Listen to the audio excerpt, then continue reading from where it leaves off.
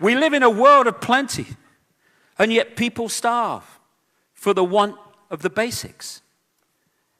We have food galore in some parts of the world, which comes often from the parts of the world that go hungry. And we throw away more food than most people eat in many, many months. I've seen this in Ecuador.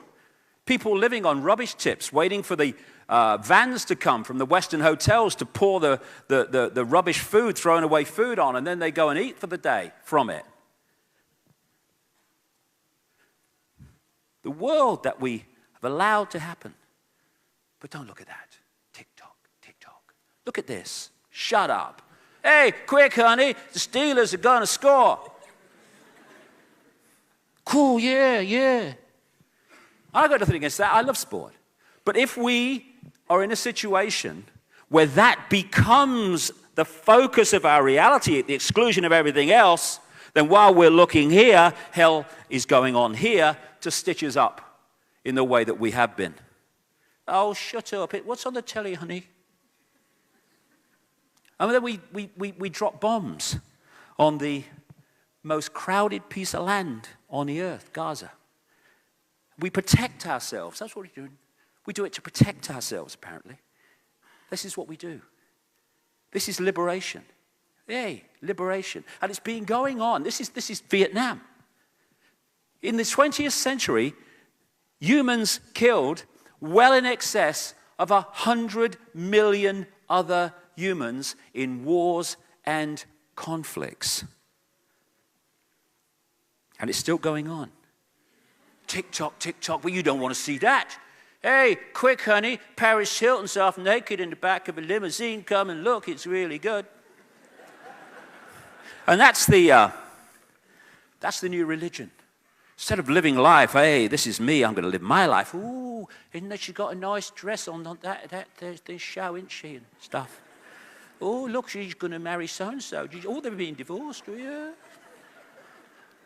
It's the new religion, the celebrity, the religion of celebrity.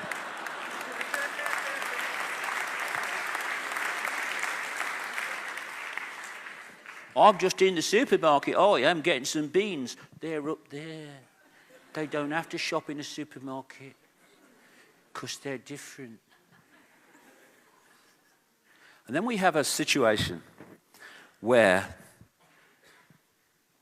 we have a system called money, which is based on money that has never, does not, and will never exist. Steps back in amazement to say it again. I didn't quite catch that. We have become so divorced from the world that we live in that most people never ask the simple question, what is money? When you go into a bank and you ask for a loan, $50,000 or something, what does the bank do? It does nothing in terms of moving precious metal anywhere, printing money, anything. It just types into your account $50,000. And from that moment on, you start paying back interest and eventually the principal, if you're lucky, on the $50,000. Because the same people that have controlled the politicians and the governments have controlled the banks, legislation's been passed which allows banks to lend at least 10 times, and my God, it's at least 10 times, what they have on deposit. So every time you put $1 in a bank, you're giving them the right legally to lend $10 And interestingly, when you, say, take out a loan for $50,000, that $50,000 has been given to your computer screen on the basis of someone else putting a fraction of that in the bank. And then you take that $50,000 and maybe you give someone $20,000 to buy something. They'll take that $20,000, which has already been created out of nothing, and they'll put it in another bank. Now the $20,000 from the original $50,000 gives this bank the right to lend 10 times the $20,000. And so it goes on. What a bank can create out of nothing and charge interest on to the population from $1 or $100 or whatever the figure is fantastic. And we don't ask questions. I've talked to economists, who are earning cuckoo land amounts of money on the telly and stuff. I say, what is money? How is it created? They can't tell you. They never thought about it. It's just there. It's governments. No. It's the DNA of this society which holds this society more than anything else in so many ways, on a physical level, in servitude. Money created out of nothing, called debt, credit, which we then spend the rest of our lives paying back. But don't look at that.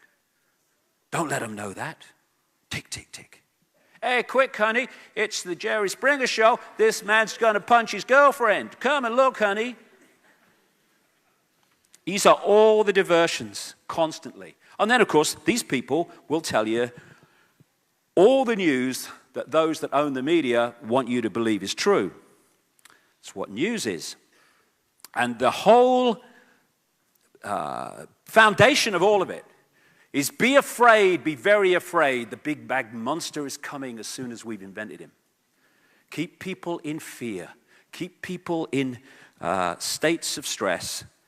And crucially, this will have implications as we go through the day, keep them in a state of surviving.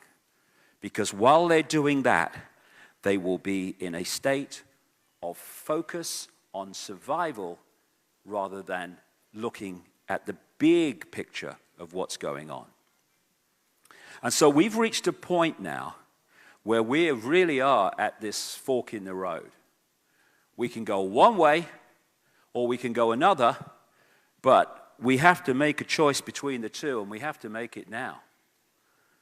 One way will take us into a global fascist dictatorship, an Orwellian state, well within the next 10 years. When what we say, what we do, where we go, will be controlled, monitored, and imposed by a police state in every country. We're seeing it unfold by the day. The other choice is that we stop shaking in our shells or shaking in our boots. Stop keeping our heads down because we think it's easier that way. And we start to know thyself. We start to understand the full, extraordinary magnitude and genius that we really are.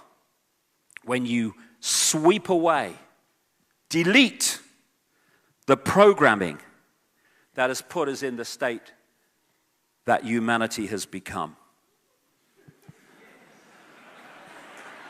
And when you reach that level, you stop taking this nonsense seriously. And when you stop doing that, it stops being intimidating to you. We're told, American word you hear so often, we're told you must comply. Compliance, that's what it is. The police state, you must comply. You must not incite discord. You must comply. Well, I have this thing, I call it the non-comply dance, And that is when you start to beat to this different drum and you don't comply. You don't comply with your own enslavement. You don't comply with your own servitude.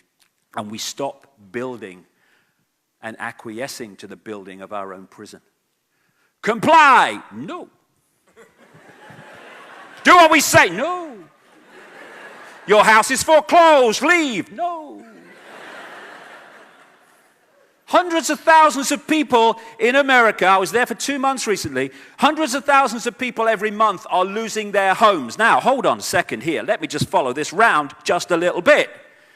They're losing their homes because they've lost their jobs. They've lost their jobs because of what the banks have done. But now, because they've lost their jobs because of what the banks have done, they can't pay their mortgage to the banks, and so the banks come along and take their home when the banks have caused the problem in the first place. And hundreds of thousands of people in America are leaving their foreclosed homes every month. Why? Stay there. Refuse to leave. Then say to the system, okay, deal with that, darlings. Hundreds of thousands of people every month. You've got to come and take them out of there. Well, we can't. Of course you haven't. It's only possible for this nonsense, this grotesque injustice to happen because people acquiesce. Oh, well, we better leave. Non-compliance.